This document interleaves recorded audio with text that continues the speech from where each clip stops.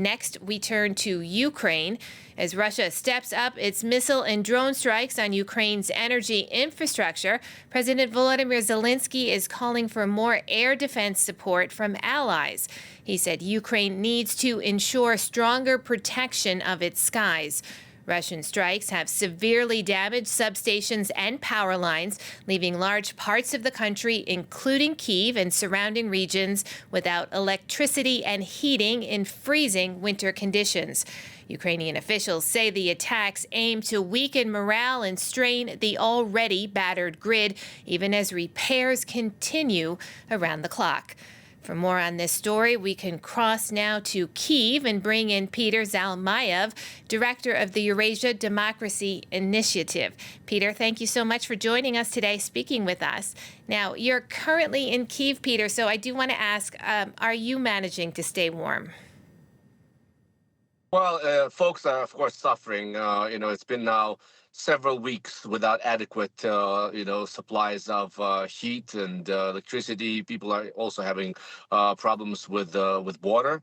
And of course, Vladimir Putin knows very well that, that if he can continue sort of hitting regularly Ukrainian power grid as he has been doing, then our capacity is simply not enough to restore all the power to the people, to the Kyivans, necessitating essentially an appeal by the mayor, Vitaly Klitschko, to all those who can afford, who have relatives outside of the capital, to leave. By some estimates, as many 600 or even more thousand Kyivans have already left. With the latest attack from the night before last, 1,500 houses actually, multi-flat houses, have no electricity supply, and that translates into about 800,000 of people. That is precisely what Vladimir Putin is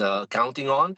We're already hearing from chiefs of our electrical companies, including Mr. Timchenko, who is in charge of the major electrical company.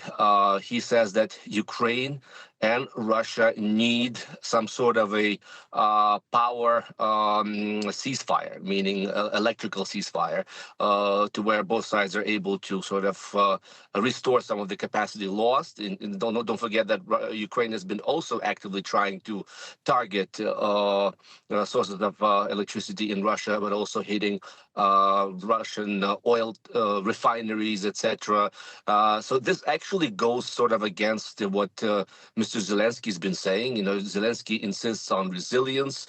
Zelensky counts on allied support. Italy recently, just the other day, made a decision to provide Ukraine with a massive, number of generators. And if you remember, several months ago, Zelensky said we will, match tit for tat. If Russia wants to cast us into darkness, then I promise that we will do the same to Moscow. Well, I don't think Moscow has suffered much. We simply, our capacity to do damage to each other are not matched whatsoever. So I think it's time for the Ukrainian leadership to start coming to grips, at least publicly, with reality and stop feeding people false hopes of retribution. Now, Peter, as you mentioned there, Russia might have an advantage in knowing where to strike thanks to Soviet urban planning because of this communal heating, central heating that you touched on. Can you tell us a bit more about that and how that works?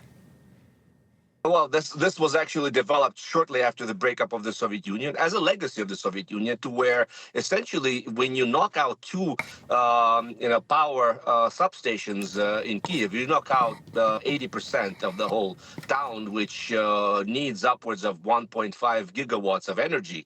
First of all, we need to say that to replenish that, some say it will take hundreds of millions of dollars, months and months, if not years, and the whole power infrastructure of Ukraine will necessitate an infusion of upwards of $50 billion, astronomical amounts. And to your question about the centralization that actually looked like a good idea in the early 90s because it was an economies of scale, right? It was a way to save a lot of capital investment by centralizing it like this. No one could have foreseen that this would actually be our Achilles heel at this point, right? And a serious point of weakness. And so right now, our powers, the folks who are in charge, are scrambling to see if in time of war, as these bombardments continue apace with no respite whatsoever, if we can actually move to a highly drastically decentralized system, start building these